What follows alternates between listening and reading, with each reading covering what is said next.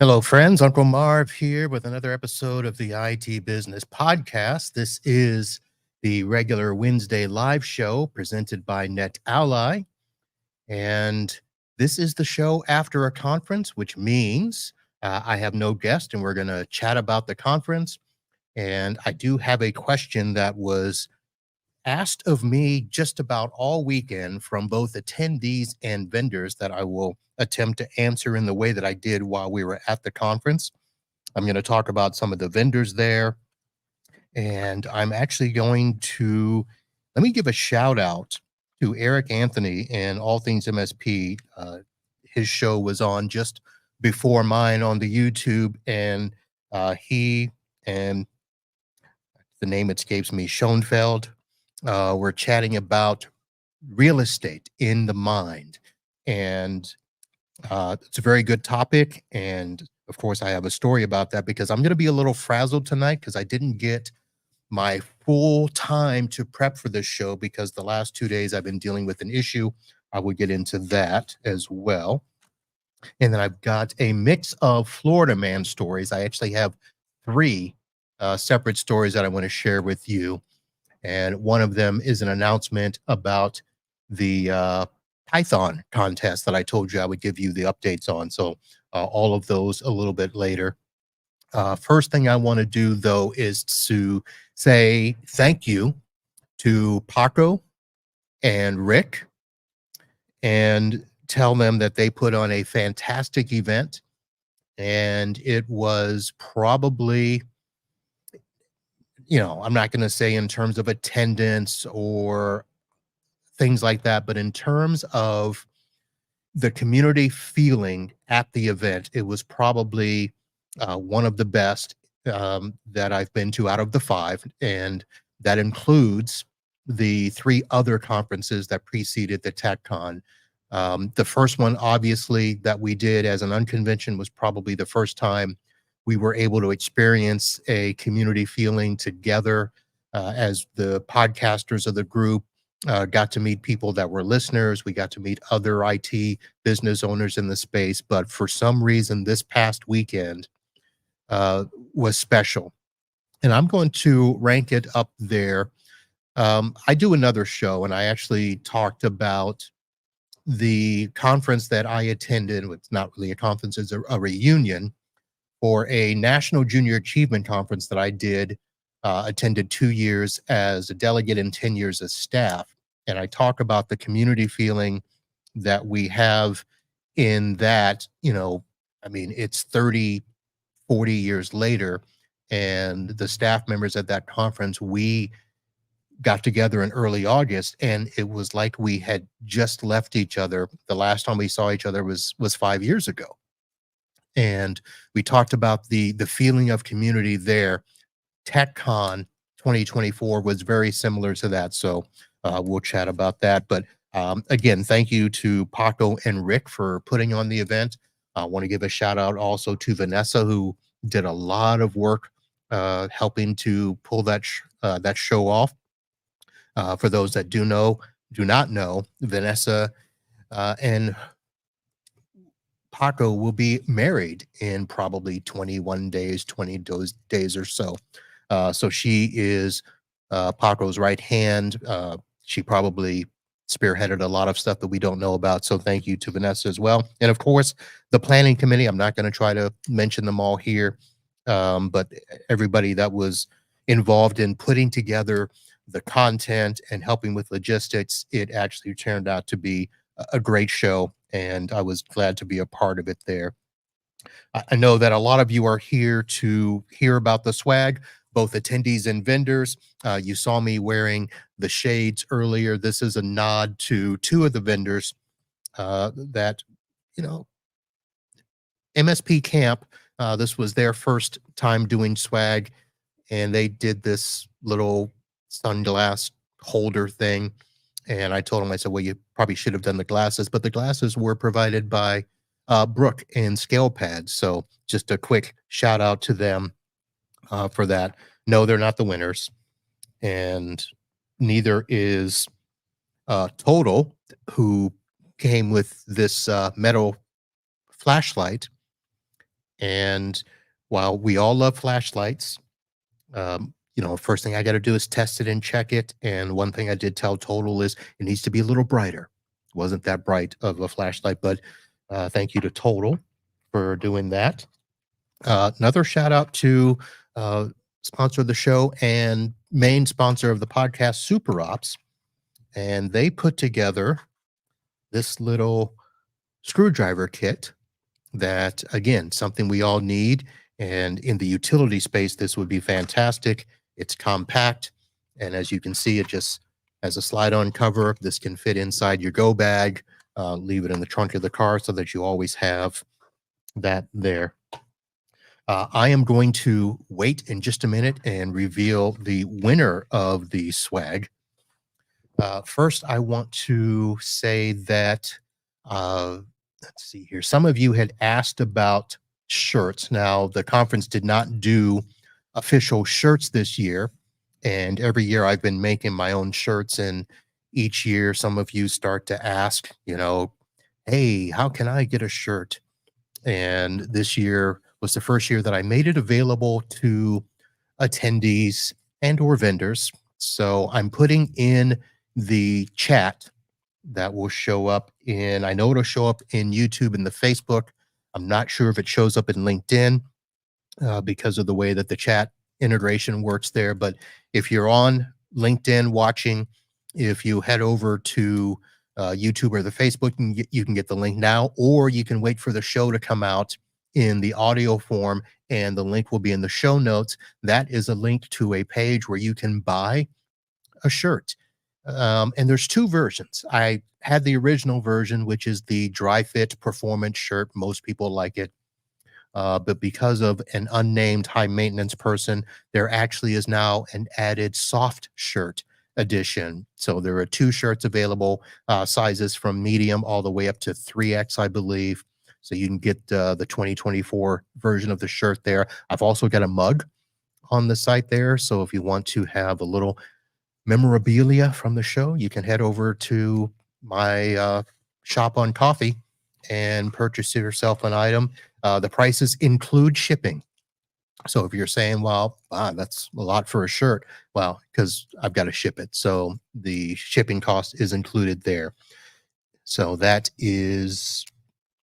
I probably should show it because some of you are probably driving around and not able to see there. So let me share my screen for those of you that are watching, because it looks like we got a good number of people watching. And let me pull this up here. And there is the shop there. As you can see, the shirt. I've got the two styles of the shirts and the mug there in the middle, and a very easy purchase for you to get your stuff there. And all right, so I'm going to stop the screen here. Let me go ahead and acknowledge people that are in the chat. Eric Anthony, I mentioned him earlier. All Things MSP. Thanks for joining the live stream tonight. Yes, I was there, popped in. I usually try to pop in as I'm prepping for this show. And Dagley was a big hit at TechCon, and great seeing you there as well. And I know that there are others watching. As I said, I know it's Wednesday evening. Some of you are probably, driving to church or coming home from church or ironing or stuff like that. But there we go. Sean Scott, also in the house. Thanks for all your comments there. All right, so let me now announce the winner of swag. And it was a little difficult this year, but the winner this year actually, because of the number of swag items they brought, they were all useful items. And the first item, although probably not as useful as we think, of course, the keychain and bottle opener. And I don't know what the other thing is, but it looks like it would open up two different types of bottles or cans or something like that. But ESET is your winner, and ESET also had two battery chargers, and one was just another keychain style and a very compact with two USB cables that come apart. And at first I was like, that looks a little clunky and chunky and stuff, but it is something that if you are going to carry this around as a keychain, it's not that big. It's about the same size as a key fob for the car. So I thought, okay, that may work. I thought this was a light, and I don't know if it just doesn't turn on or not. I will have to go back and check with ESET, but there's a little thing up front, and I can't tell what it does. So that was the first thing I thought, ooh, if it's a flashlight too, that would be fantastic.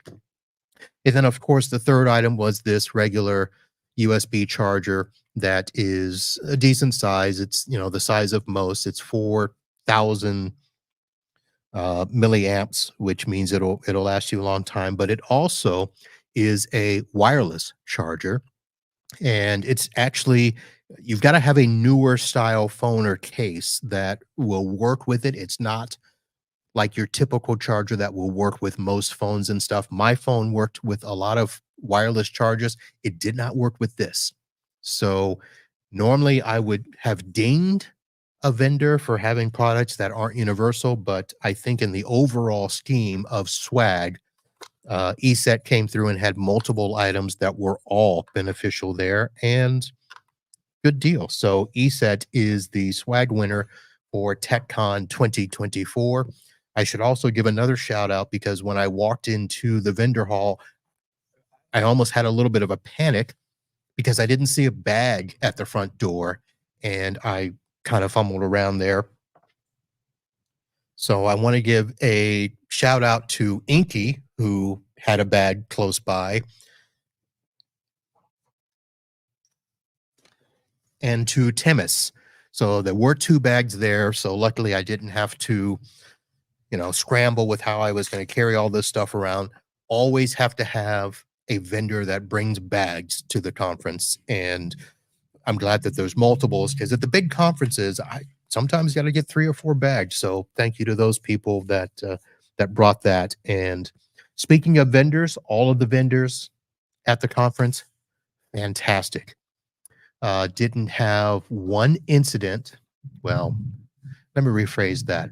There was some karaoke singing that probably was uncalled for, but in terms of being at the conference, all the vendors were fantastic. I can't give shout outs to everybody. I'm sure Paco and Rick are going to do that because I have no idea what the contributions were. I saw them and I saw that there was great interaction, great presentations. Couple got a little salesy, pitchy, somewhat expected, but others were giving some great content, really engaging. And it was one of those conferences where I think people went away happy. So before I go into the big conference versus small and what I got out of being at the conference with talking with people and trying to answer that question, the first thing I want to say is the reason that I'm a little scattered brained is I came back after TechCon to a cluster. I should probably warn. I probably should have started off by saying there may be cursing here because this is starting to get me worked up. So, just to give you the backstory, because I never give the backstory. I always get halfway through the story and then have to go backwards. I'm going to start at the beginning with this one. So, my wife and I purchased our house in 2013, and it actually came with a propane tank in the back of our house that was used for our gas oven and stove. Wife loved it, and I was one of the few things that, you know, told her we needed to buy this house, or that she told me was a reason we needed to buy this house. It was a very nice stove, gas stove, propane. And up until the year of our COVID, everything was fine. We got our deliveries. And during the year of our COVID, of course, things, went to hell. And we were late getting a delivery. So we'd have to call. And sometimes the truck would come, sometimes it wouldn't. Now, it was a 30-gallon tank, which for just a gas stove was okay. Most of the years that we were using it, we probably only used about half the tank. So I wasn't technically worried.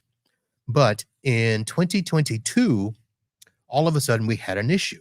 Now, I'm going to go ahead and say the name of the company, Amerigas, only because you're going to ask me who it was. So I'm going to tell you it's Amerigas. And Amerigas, has a slight monopoly down here. There's a few other companies around here. But in 2022, uh, they showed up and said, we can't fill the tank because it's corroded. And we told them, I said, well, change it out. And we have no problems with that.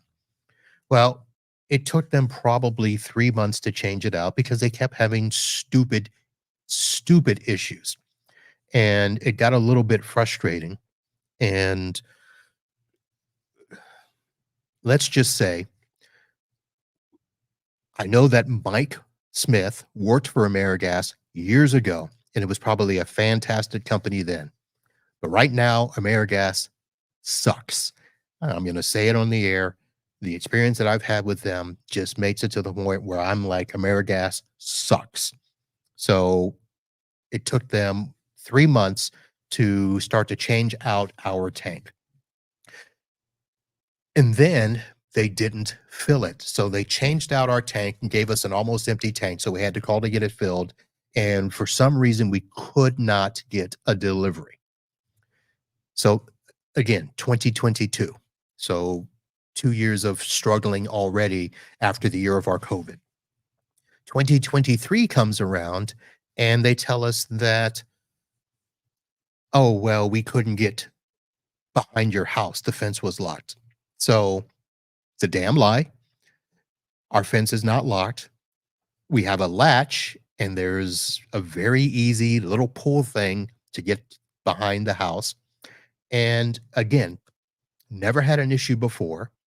And I don't believe they showed up. I think they lied. And I called them out on it.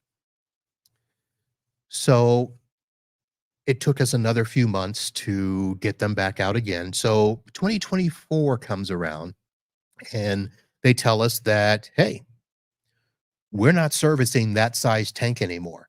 30 gallons is too small. You have to have a 120-gallon tank. Now, for those of you that do not know, a 30-gallon tank is just kind of the tall cylinder tank. Looks like a little mini Tesla missile or Elon missile or whatever they cost. Not a big deal. It's probably 4 feet high, a little skinny, not a big deal. The 120-gallon tank is what you normally see along the side of a business. It's a big old honking tank. Sometimes it's actually put underground. And 5 years ago, when we were considering getting a whole house generator, propane was going to be an option, in which case I would have thought, yes, we'll convert to a 120-gallon tank. The problem is we've got a backyard where you can't just leave an 120-gallon tank out in the open. It's going to be an eyesore, and we don't have the type of yard where you can just start digging underneath. I mean, listen, I think the yard should be a lot more open. We've got a pool in the backyard. We've got shrubbery and trees, and the wife loves all that stuff. And we already lost enough trees with hurricanes. So she's like, you can't take any more trees down. So we've got issues with that. So they're telling us they can't fill the 30-gallon tank. We have to get the 120. So we're like, fine. So we set an appointment for them to come do a survey to see if there's a place that we can put this 120-gallon tank. They don't show, which I'm like, all right.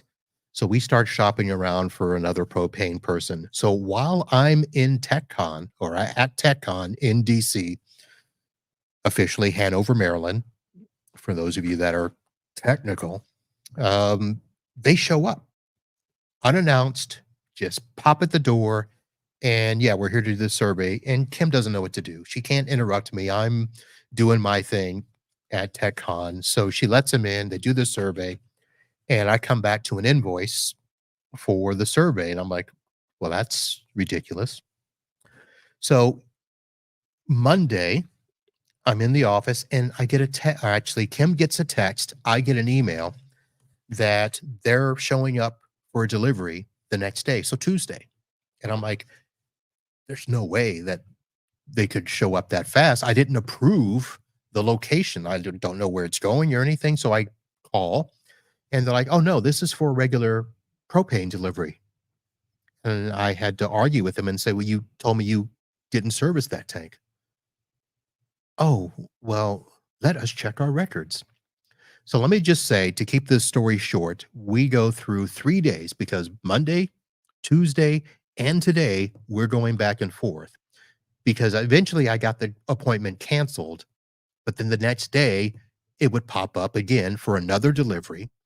And I would call and say, hey, what are you doing? We canceled the delivery.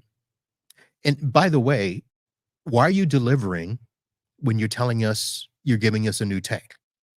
So I'm going to pay to fill this tank up. You're going to take it away and give us another tank and charge us for that. So that can't work. So today I'm talking to him and I'm frustrated.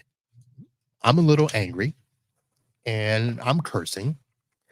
The lady today tells me that the reason that the delivery keeps popping up is because when the tank gets below 30%, it sends an automated message and delivery is scheduled. And I call bullshit on that. Now, let me tell you the part of the story I skipped. 3 weeks ago, we run out of propane because remember, they did not deliver in 2023 and we couldn't get them out. So 3 weeks ago, we run out of propane. Now, we can survive. We've got air fryers, we've got skillets, we've got a barbecue grill, we've toaster ovens. We can survive. And we're like, okay, a couple of weeks, we'll figure it out, blah, blah, blah. But I say to them, if you had a sensor that would tell you when the tank gets below 30%, you would have been here months ago. So stop your lying and tell me what the hell's going on. I get sent over to a resolution supervisor. Oh, we're sorry, blah, blah, blah. It's going to take a couple of months to get the tank. So we're going to fill out this one up in the meantime. I'm like, well, you don't tell me that. You don't communicate. And your automated system sucks. So, short story, I'm canceling AmeriGas and we found another company. We're going to get that delivered on Friday. But the point of my story for us in this community is if you are going to set up automation on your system, if you are going to have an outsourced help desk, if you are going to try to put all of these things in place to make life easier, it should be easier. One of the biggest gripes that we are hearing from customers is they hate that stupid automated call in where they can't get to a representative. That's the first thing. The second thing is the chat bots that we're putting in. Now, listen, I know we've got vendors that are putting out products to help us communicate with clients better. I know that they're putting out things where we can communicate in Slack, in Teams, and texting. And we're trying to do this AI automation to make life easier. But I'll tell you this, these last 3 days, it has made life a freaking hell. Yeah, almost got me. And this whole thing with I cancel an appointment and then have it automatically pop back up the next day is just stupid. Stupid as hell. So for vendors and for other MSPs, if you're doing this, make sure your systems work. Make sure that your people that are answering the phone, whether it's your frontline people, your engineers, help desk, make sure they are able to get to answers. And here's why. I spent probably 1 hour each day dealing with this issue. And that's just stupid. And if we're doing that to our customers, we are part of the problem. We're supposed to be the techies to make life easier. So the reason I say this is because I can tell they had tech automation in place. They had texting stuff to us. They have where you can go on the website and go into a little chat box. The chat box gave me no answer. Basically, it kept going into a loop where it would send me to a page. Hey, here's a possible resolution. I don't need to go to a page more than twice if it's not going to help me. So stop putting me in this automation loop. We need to make sure we're not doing that to our customers. That's why we don't have any automation. I don't do it. Either I answer the phone or Kim answers the phone. And the advantage of being a boutique MSP is we know all our customers know us. That's not always going to be the case. Start to get a little bigger, you're not going to know everybody. You've got, level 1, level 2 techs that help answer the phone, take care of tickets. It's going to get tough. But I will say this, if you are putting in that automation, if you are doing that AI to make life easier, make sure it makes life easier. All right. Got that off my chest. Let's get back to the show. 'Cause, ah, so the one thing I could prepare for was one of the questions that kept coming up to me at the conference, and it came from attendees and sometimes new attendees. We had a lot of new attendees to TechCon, and we had some vendors, new vendors. We had some vendors that had left the space. I'm sorry. I'm looking at the chat and I see a couple of comments. Let's see here. Let me get my Dagley has said, we need to make sure the left hand knows what the right hand is doing. Internal communication is so critical. Yes, it is. That was a frustration I was having with there. And Frank, I hope you feel better. Yes, I do. I just needed to get that out. But I know if I have to go through this again tomorrow, I am really going to lose it on AmeriGas and can't sue them, but we'll do something. Going back to the conference, it was very interesting because I don't know how I got to be the one to answer this question, but I was getting the same question from attendees and vendors. And the question was, do you like the smaller conferences versus the bigger ones? Other variations of that question is, which conference do you think is better, big or small? And depending on the person that asked it, of course, it's a different answer because from an attendee perspective, there's a couple of ways to go with that. Of course, the bigger conferences, you get to see more vendors. You get to participate in a lot more sessions or discussions. You get to have the benefits of bigger stage shows. And in our industry, of course, now it's getting big to have a big old party at the end or an entertainer at the end. And a lot of people look forward to that. So much so that sometimes the party is much more enjoyable than the event itself. Now, I go to both large and small conferences. So, as an attendee, from my perspective, I think most of you know this, I actually prefer smaller conferences. And I'm not to say that big conferences are bad. I like big conferences too, but I like small conferences better because you get more chance to interact with both speakers and vendors and other attendees. From a vendor perspective, it's also an interesting question to ask and to get answered because I think what I think is happening, vendors are starting to have to look at their expenses. The number of conferences has probably tripled since we started coming back after the year of our COVID. I don't remember there being this 500 plus events. And I don't know if that number is correct. That is the number that is floating around. It is north of 500 events. Folks, there are not 500 days in a year. There is no freaking way we can get to all those conferences. Even if we do one a week, that's 50 events. So it's a lot. And I know that vendors are trying to get to as many events as possible because they need to see as many people as possible. They want to be where the MSPs are, they want to be where the companies are that they can sell their product to. So, on one hand, I know that they love the big conferences. When you got 1,500 to 3,000 people, that is a place where the return on investment is got to be a big benefit. Now, it also costs a lot of money to get those booths, especially if you want a premier booth.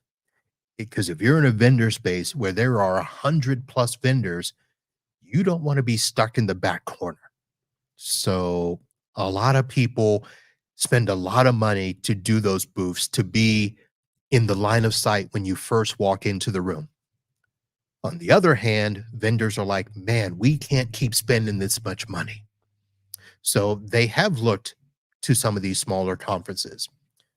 And of course, the problem with the smaller conferences, not a lot of people there. And you have to look at how much is being spent as to how much is being returned. From an attendee perspective, you don't have as many sessions. I know that during the run up to TechCon, one of the things was, you know, can we get more sessions in? But you're looking at the number of people there, and it's like you can't do too many sessions because you can't have a session with one or two people in it. And yeah, then you've got to worry about, a number of speakers you've got to have. But I can tell you this from a smaller perspective, TechCon, I think, really opened up the eyes of a lot of people. And I'm going to say it this way. One of the things that I think is really unique when it comes to the tech community, when it comes to conferences, is the thing that we've been talking about for the last couple of years called community. Of all the conferences that I have been to, not including my junior achievement ones, on the tech side, TechCon is probably the best community out there. Now, don't come at me with some of these other communities because I don't know. From my perspective, from my experience, TechCon is it. It is percentage wise, and I'm saying it this way on purpose. There are other communities that are just as big, bigger, and active. Not to say that they are failing in any way, but the TechCon community is probably, in my estimation, the most engaged community out there. It is a tight knit group. Everybody knows each other.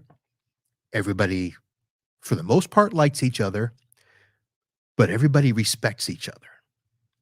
And that is something that can't be duplicated at some of these other events. There are people that I know that I love hanging out with, that I love to see, but there is no group closer as a whole than the TechCon group. Now, this has taken some years in the making. This was a group that started out, Pod Nuts. There's a group, ITO Compass, Unconvention. It has been evolving over the years, but the faces and companies that you see coming to TechCon are people that we have seen year after year, people that we see in the channel, in the Facebook, in the LinkedIn, that are not just cordial to each other, but if you've got a problem, if you've got a question, you need some help, this group, somebody will step up and help you. Uh, Yes, that happens all over the place. There are other groups that do that. I'm sure a lot of people say that, but I'm saying as a whole, as a collective, I don't think you're going to find a better group than those at TechCon. Probably the culmination of that was Saturday night, even though we did a casino night. I found it quite interesting that For a party atmosphere, most of the time people go off and find their little groups and do their stuff. But I would say for everybody that did not have to leave because of flights or other opportunities, everybody wanted to stay. Everybody wanted to, you know, hang out. Everybody wanted to party. And it wasn't to see some big entertainment. Again, I'm not trying to slap down the big conferences that do that, but I'm saying that you don't need to have some big name entertainer if the people really want to hang out. And that's what happened Saturday night. It was, of all the tech cons that we had done, that was probably the one night out of all, out, I'm saying this as best as I can say it, out of all the tech cons that we have done, that night, Saturday night, me trying to figure out how to freaking play music for everybody to dance and to keep Tom Bull's robe on and to keep, had to find a Bad Bunny song. I mean, there was just some things that happened there that just made that night absolutely fantastic. The chat room is going berserk. I have no idea. Let me go back and see. Um, ba, ba, ba, ba, ba. Depends on what you need to get out of the conference. Okay, for the size, our small party last week was awesome. I want to be where the people are. Imagine that. You know what? I'm not putting these up on the screen here. So let me do that. I want to be where the people are. Imagine that in my best little mermaid voice. um, no, Matt Solomon in the house. Hello, Matt. Big events have gotten so expensive, so more vendors are doing their own mini road shows, making it harder for MSPs to decide. I think there needs to be a pivot to specialized event versus general ones. Yeah, Matt, that actually did come into play when we talked about the number of events out there. Uh, Listen, I can't fault the vendors for doing a little bit of a shift where they were trying to do more personalized partner events.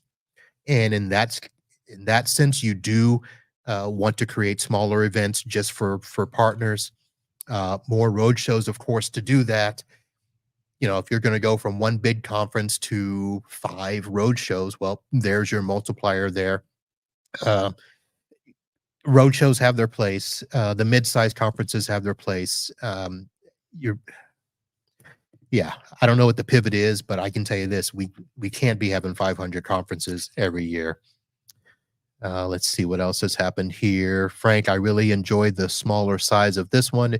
It felt easier to engage with others and have more meaningful conversations. Yes, that's another thing that, you know, other conferences do this. I don't want to, you know, talk just about the big, you know, but the conferences like the ASCII events, the Channel Pro events. I know that there are others out there, you know, where you're probably in between 1 to 300 people, where you can almost duplicate that small conference feeling because, you know, you can see people, you're going to see the same people in a sense. You could either decide to sit at the same table, you know, for 1 or 2 days. The sessions are such that, you know, they're not overwhelming. You're not, you know, having to get from one session to another with 2 minutes in between. You've got time where you can chat with somebody for 5 or 10 minutes. You know that you can, you know, set aside time later that evening because everything is right there in the event. So all of that can be had. Now, the big events, of course, you can go off and do that, but you're getting away from the event to do so. You know, you can't do that in the general session. You have to find a little corner to do that, and it may be hard to keep up with people in a larger event. So that's how I think of it there. Let's see, Deadly. The opportunity to come together and have meaningful conversations is one of the key values of TechCon Unplugged. Yes, it is. Yeah, Cristobal in the house. Hey there, sir. Let's see. I think that's there we go. Yeah, so that's kind of how I was answering that question. And of course, I'm not trying to tell you one is better than the other. I did give you my opinion as to what I enjoy. I enjoy being able to engage with people, which is what I think happened more at TechCon than at other shows. And I have a little different perspective because I worked TechCon. I was the MC, so I was up on stage. A lot of times I was trying to keep things moving in between, but there was still enough time for me to hang out. There was still enough time to sit with people in between sessions, at lunch, in the vendor hall, after hours. So it didn't feel like I was working the whole time. There are conferences that I go to where I'm there as a podcaster, and once I've done my podcast, I'm standing around thinking, "Oh, what do I do now?" Because I don't know where everybody is, and I gotta start texting, I gotta start figuring out, and if you're on the other side of the hotel and it's, if it's gonna be a 10-minute walk for me, I'm like, I ain't going. I'll meet up with you later." So, but the bigger conferences, you get a lot more people to hang out with, you get a lot more vendors to see. If you're somebody that I will say this, if you're somebody that is just starting and you need to engage with vendors to figure out what products you're gonna use, what stack you're gonna build your stuff around, obviously the larger conferences is going to be the place to go. That's where you're going to see all the big players.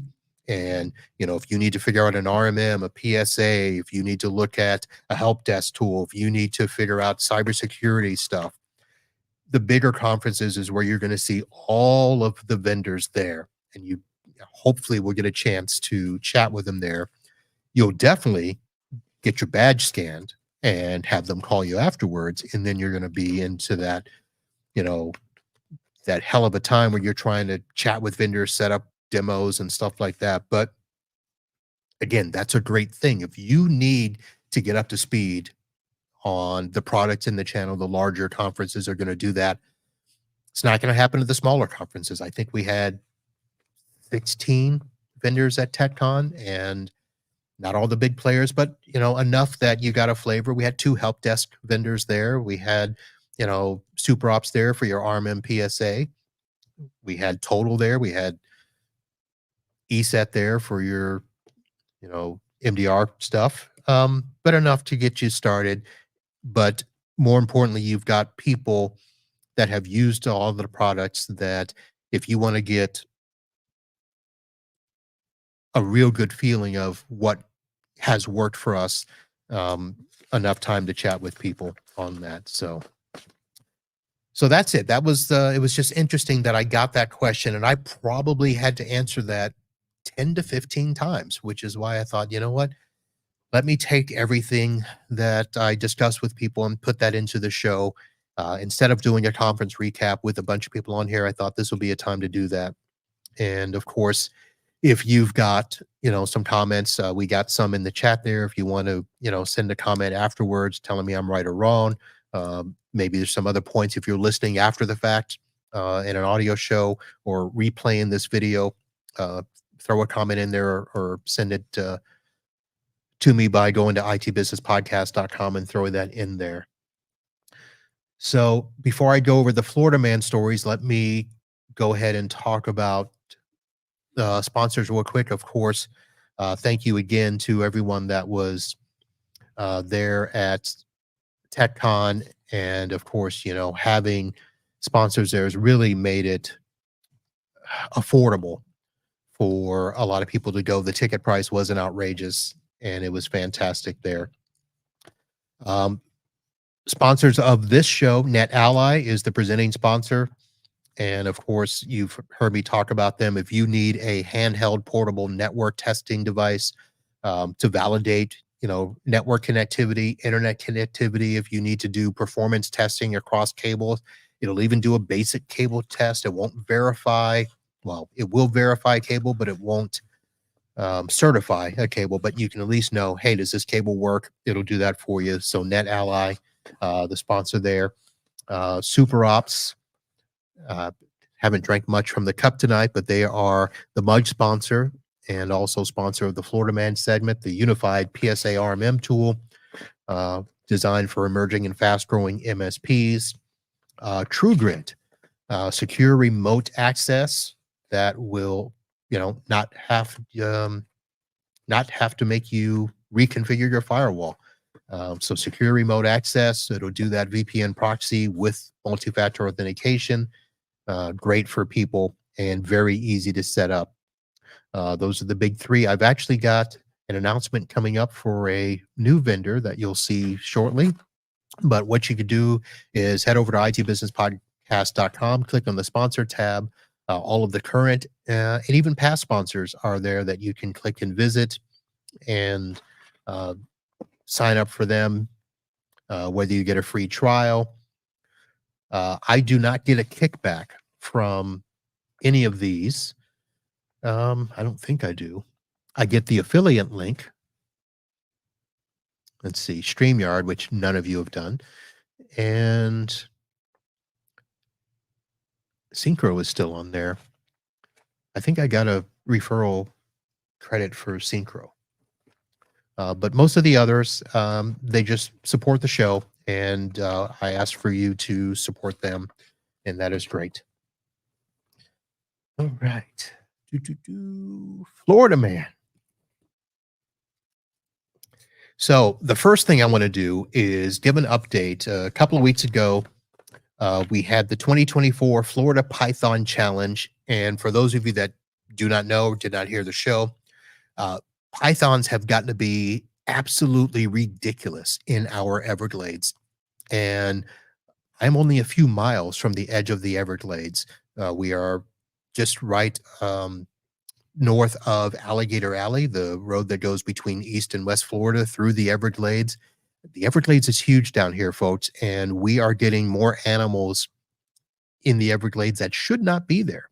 And the pythons is one of them. So people that are bringing in animals from other places and dumping them here. So the pythons have gotten so out of control that every year the Florida Wildlife Conservation Commission puts on this Python challenge where for 10 days you can go out and hunt pythons, and they actually give a $10,000 grand prize to the winner. And so I told you I would announce that. Now, there was no new record for the size of python that was captured, but Ronald Krieger came away as the winner. He captured 20 Burmese pythons and secured the top spot. Second place actually was a female, Donna Khalil. She captured 19 pythons and walked away with $2,500. Let's see, where did they put the total there? So this year we had 857 participants from 33 states and Canada joining the hunt. So for those of you up in Canada, if you want to come down and participate in the Python Challenge, you're welcome. So they removed 195 invasive Burmese pythons, and they actually removed a whole bunch of other stuff as well. But the largest python captured this year was only 9 feet and 11 inches. And I say only because the record is over 20 feet. So this year was only 9 feet 11. And your winner, Ronald Krieger, who took 20 pythons in 10 days. So good effort there. So in another bizarre incident in Florida, during a traffic stop in Clay County, Florida, law enforcement officers made an unusual discovery when they found a live squirrel tucked inside the shirt of 23-year-old Derek James Foreman. So the incident occurred as they pulled over Foreman's vehicle, leading to the surprising encounter that caught the attention of media because, of course, the body cams were flowing.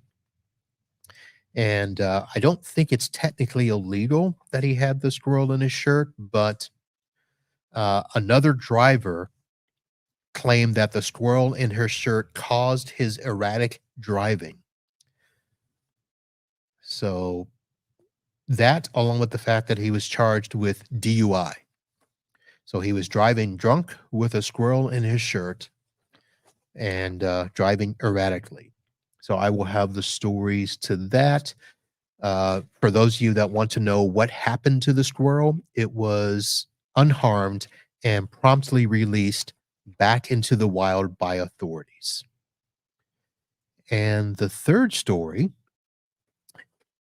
is that during a routine inspection of a abandoned Buick parked in a residential area, Florida law enforcement officers made an unexpected discovery of a mummified alligator head.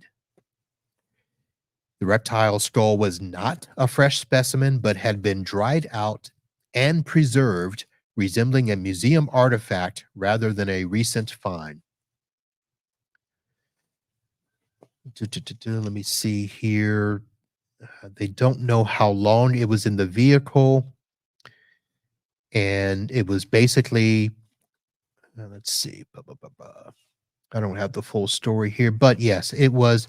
I do know that the car was reported abandoned. It had been there a few days, and they were uh, called out to investigate, thinking that it was a stolen vehicle. So they didn't actually even say whether it was stolen or not, but the fact that they found this mummified alligator head inside. So I will have the links to those three stories: the Python challenge winner, the squirrel in the man's shirt, and the alligator head found in the Buick. Okay.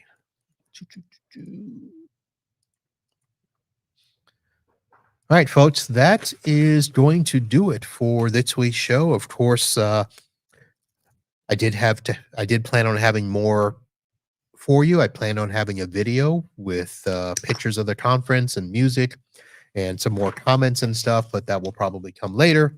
We'll still work on that. I don't know who is scheduled for next week, but we will be here live for, I think it's the next 6 weeks before my next event. I will not be going anywhere until the end of October, when I will be attending the ASCII Cup in St. Pete. And I have to find a glove or something. I don't know if I'm supposed to say. I'll wait till they announce it. I shouldn't have said that. But October 23rd and 24th is the ASCII Cup in St. Pete. I think there's another one before then, St. Louis or something. So I'm probably ahead of the time. So there's another ASCII event this month, September, and then October is the ASCII Cup I will be at. And then I will be also at IT Nation Connect in Orlando, and then DattleCon in Miami. And I think one other event. I will let you know as I finalize my schedule. But that's going to do it. We'll be back with more episodes. I got some audio shows coming up as well as the live shows. But the live shows will be 6 weeks straight. And I hope you will tune in and listen for that. That's going to do it for tonight, folks. Thank you all for coming in. Thank you, everyone, for the comments in the chat. I appreciate it. And look forward to next week. So that's going to do it, folks. We'll see you soon. And until next time, holla.